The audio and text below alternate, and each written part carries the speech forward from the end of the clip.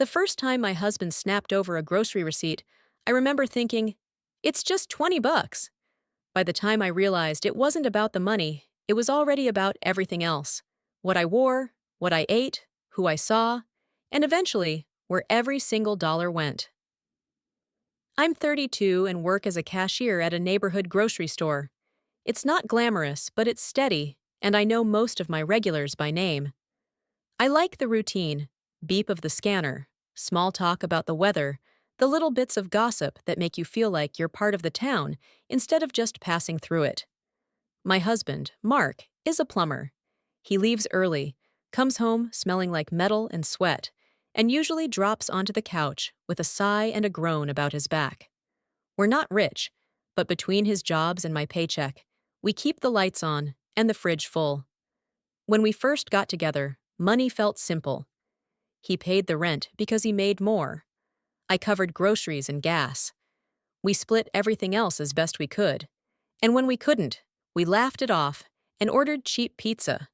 The shift started slowly. One night, about a year into the marriage, he came home, saw a crumpled receipt on the table, and his jaw tightened. $48 at the store? He asked, holding it up like a speeding ticket. I blinked at him. Yeah, it was the weekly run. I got chicken, vegetables, cereal, detergent. We were almost out. He shook his head. You don't think before you spend, do you? We're not made of money, Jenna. The words stung, but he was tired, and I was used to tired customers snapping at me over coupons. So I apologized, even though I knew the pantry had been nearly empty. After that, he started asking more questions. How much did I spend on gas? Did I really need that shampoo? Why not buy the cheap paper towels instead of the fancy ones that don't even matter? It sounded like concern at first. He'd say things like, I'm just trying to make sure we're okay. Or, I'm better with numbers, let me handle it. And honestly, I was tired of juggling bills on my lunch breaks. So when he suggested we put everything into one account that he'd manage, I agreed. Less stress for you, he said, kissing my forehead. I'll handle the boring stuff. You just focus on work. So I handed over the logins. He set up online banking on his phone, changed a few passwords for security, and told me not to worry about it. If I needed cash, I just had to ask. The first time I asked for $20 to buy a coworker a birthday gift, he sighed. Not loud, but long enough that I felt it. What for? He asked. I explained, and he gave me the money, but not before reminding me we weren't exactly rolling in it. I laughed it off, stuffed the 20 in my wallet, and promised myself I'd bring leftovers to work more often. Weeks turned into months. He took over paying every bill. I stopped seeing the numbers. My paycheck went straight into the joint account, and from there it went somewhere. Rent was paid, electricity stayed on, and I assumed that meant things were fine. But there were little cracks. The card he gave me, for groceries only, would sometimes decline, even on small purchases. He'd shrug it off, say, "Oh, must be the bank, I'll fix it," and hand me a bit of cash, like he was doing me a favor. If I mentioned picking up a coffee after work, he'd say, "Do you really need that?" If I talked about buying new sneakers because mine were falling apart at the heel, he'd say, "Can't you wait till next month?" It wasn't like he was buying himself fancy stuff either, at least not that I could see. He wore the same beat-up work boots and drank cheap beer. That made it harder to argue with him. He wasn't flaunting anything. Still, a knot started forming in my stomach every time I reached for my wallet. I found myself checking prices 3 times, putting things back on the shelf, apologizing to cashiers if I thought my total was too high, even when it was just basic groceries. At night, I'd lie in bed and silently run numbers I didn't actually know anymore. One afternoon at work, my manager asked if I wanted extra hours.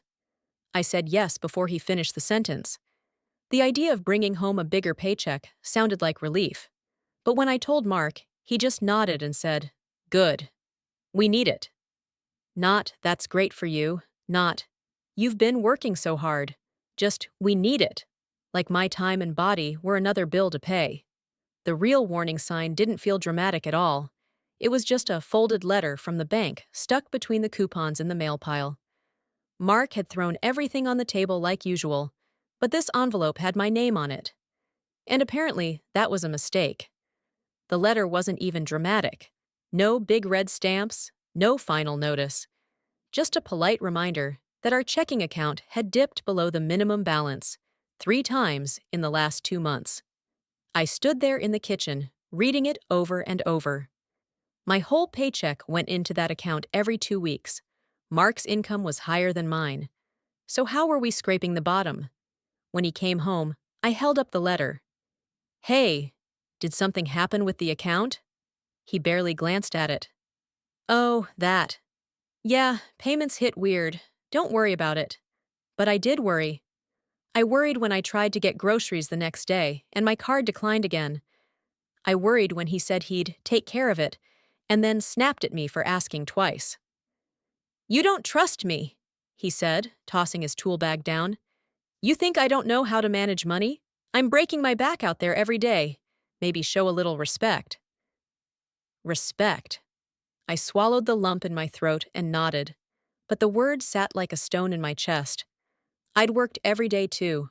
I stayed late when customers piled up, covered shifts when people called out, came home exhausted with swollen feet. But asking why we were broke was disrespectful? A week later, the real crack opened. I had stayed late at work and didn't have leftovers for lunch the next day, so I stopped at a diner for a cheap sandwich and coffee. $9.84 total. That night, Mark came into the bedroom holding a printed bank statement. What's this? He asked. His voice wasn't loud, but it was sharp enough to make my stomach twist. I looked at the line item. Lunch. I didn't get a break to go home. So you just spend money we don't have? It was $10, I whispered. He shook his head slowly, like he was disappointed in a child. This is why I took over the finances. You don't think. I wanted to scream. I wanted to ask how we had no money when I hadn't bought anything for myself in months, when I'd patched my sneakers with superglue and skipped coffee breaks just to avoid a lecture. But I just sat there, staring at my hands. He sighed, sat beside me, and put an arm around my shoulders. I'm not trying to be the bad guy, he said softly. I'm trying to make sure we stay afloat, but you have to meet me halfway. I knew that tone. Warm words with cold intentions. A hug that felt like a leash. Weeks passed, and the control got tighter. He stopped giving me cash unless I asked multiple times. He told me to bring receipts home so he could track spending. He complained that my job barely contributed anything and that he was carrying us. One night, when I hinted at wanting a small raise at work, he scoffed. You think scanning groceries is worth more? Just be grateful you have a job at all. That one hit hard. I'd never been ashamed of my job, until that moment. The breaking point came on a rainy Thursday. I came home soaked after my shift, freezing and starving because I hadn't eaten since morning. Mark was in the living room, feet up, drinking a beer. Hey, I said quietly, could I get $20? I need bus fare for tomorrow. My card didn't work today. He didn't look up from the TV. You've got to stop bleeding this family dry, Jenna. Something inside me cracked. I wasn't bleeding anyone dry. I was the one rationing shampoo, skipping meals, scraping together coins for gas. But before I could stop myself, I said, Where is all the money going, Mark? He snapped. Not physically, but his voice turned sharp and cold. Don't start. I handle the bills. I know what I'm doing. If you can't trust me, that's on you. He stood up, tossed the empty beer can in the sink, and muttered, God, you make everything difficult. I stood in the hallway, shaking, not from fear, but from clarity. Real, sudden clarity. He wasn't protecting our finances. He was controlling them, controlling me, keeping me small, quiet, and dependent. And when he walked into the bedroom and slammed the door, something in me finally settled. A calm, simple realization. I was done. Not the dramatic, middle-of-the-night packing bags kind of done. The quiet kind. The patient kind. The kind that waits, watches, and plans. Because if Mark wanted control, He was about to learn what it felt like to lose every bit of it. I didn't make any sudden moves. People like Mark thrive on sensing disruption, and I needed him blind and comfortable. So, for the first time in a long while, I acted exactly how he wanted. Quiet, apologetic, grateful for his help. It was disgusting, but it worked. He relaxed. And while he relaxed, I paid attention. The first thing I did was stop throwing away junk mail. Mark always tossed envelopes aside without checking who they were addressed to, so I would quietly slip out anything with my name on it. Bank notices, medical statements, even those useless flyers with tiny print about important account changes. I read every word. It didn't take long to find proof that we were worse off than I imagined. Not only was our checking account low, but 2 credit cards I never opened, had balances in the thousands. My name was on one of them. His name was on the other. Same address. Same pattern of cash withdrawals and hardware store purchases. It didn't add up. Plumbers don't buy drills and saw blades every other week. And if he was using the money for something else, well, that was his hole to dig, not mine. At work, I told my manager I needed a copy of all my past pay stubs. He didn't ask questions. He just printed them and handed them over. Every cent I earned was right there in black and white. Next, I visited the bank during my lunch break. I told them I needed access to my joint account. They asked for ID. I showed it, and they let me in. The numbers were worse than I thought. We weren't just low, we were drowning. My paychecks went in. Money flowed out almost instantly. ATM withdrawals, online payments, transfers to another account with his name only. The teller printed the statements for me and slipped them into a plain envelope. When she asked if everything was all right, I forced a smile and said, "Yes, just some paperwork I need for taxes." That night, I hid the envelope under my side of the mattress. Step by step, I separated my financial life from his. I opened a new checking account in my name only. I rerouted my direct deposit at work. Because Mark didn't pay much attention to my job, outside of belittling it. He didn't notice when my paycheck no longer hit the joint account. He just assumed the bank was moving slow, the way he always assumed I'd screwed something up. Next, I visited a local credit union on my day off and showed them the credit card statements. The one with my name was easy to dispute. My signature wasn't anywhere on the application. The woman helping me nodded sympathetically. "Unfortunately, this kind of thing happens more than people think," she said quietly. She helped me file a fraud report. She made copies of every document. She even suggested I request a full credit report. I did. And that report told me everything I needed to know. Mark had opened the card in my name a year and a half earlier, right around when he started lecturing me about overspending. He used it heavily, paid the minimum, and then stopped paying entirely about 3 months ago. It was all falling apart behind my back. But now it was falling into place in front of me. I kept gathering printouts, letters, account records, all neatly organized in a folder I hid at work in my locker. Mark never visited me there. He hated my job too much to step inside. Now came the timing. Mark's hours at work had been inconsistent lately, and he started coming home irritated about slow jobs and customers not paying on time. He didn't realize that growing financial pressure made people sloppy. He used the joint account less and his private account more. He left mail lying around without reading it. One afternoon, I noticed a bill sticking out from the pile. Final notice on his personal credit card. He'd fallen behind. Way behind. And that was the moment I knew he needed me financially more than I needed him. A week later, he asked casually, "Hey, did your paycheck come in yet?" I shrugged. "Not sure. I haven't checked." He grunted, annoyed, but didn't push. He had no idea my money was already safely out of his reach. The final piece fell into place on a Friday evening. He came home angry. Someone hadn't paid him for a plumbing job, apparently, and started muttering about needing to shift some things around financially. Translation: he needed my income to cover his mess.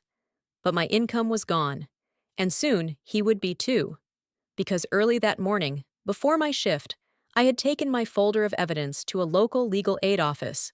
They helped me fill out paperwork. They made copies of everything. They told me exactly what to do next. Everything was ready. All that was left was to let the consequences reach him. The fallout began quietly, almost politely, the way storms sometimes start with a light wind that pretends it's nothing. A letter here, a missed call there, little threads pulling loose one by one. Mark didn't notice the first few warnings. He never opened his mail, just tossed envelopes onto the kitchen table like they were someone else's problem. But I noticed. And I watched. 3 days after I visited legal aid, the first real domino fell. I came home from work to find him pacing in the living room, waving a piece of paper. "Why is the credit union saying you disputed charges?" he snapped. I shrugged, setting my keys down calmly. "Because I didn't open that card." I said it so simply, so matter-of-factly, that he blinked. He wasn't used to calm. He was used to me apologizing, backtracking, softening myself so he wouldn't get irritated. "What are you talking about?" he demanded. "That account's been active for 1.5 years," I said. "I know. The credit report showed it. They're investigating it as fraud." His face changed fast. Surprise, then anger, then something like panic flickering around the edges. That was new. He'd never looked panicked before. "You can't just—" "I can," I said, and I already did. He opened his mouth again, but there was nothing behind it. No good explanation, no excuse. Only the realization that something had shifted. Later that week, more letters came. One addressed to him about overdue payments. Another addressed to me confirming the freeze on the fraudulent account. A third from the bank stating the joint account was under review due to irregular activity. He tore that one open at the table and groaned. "What did you do?" I didn't even look up from my dinner. "What you asked," I said. "I'm letting you handle the finances." It was the first time I watched him realize that handling the finances meant having responsibilities, not just control. The real collapse came 2 weeks later. Mark found out I'd rerouted my direct deposit. He stormed into the kitchen with his phone, shaking it like an accusation. "Why isn't your paycheck in the account?" I wiped my hands on a towel. "It's in my account." "Why?" "We're supposed to—" "Because you spent ours dry," I said, keeping my voice steady. "And because you opened a credit card in my name. And because you've been hiding debt. And because I'm done." His mouth opened, then closed. He looked lost, small, like someone had yanked the ground out from under him. "You can't just leave me with all of this," he said, almost whispering. I finally looked at him. Really looked.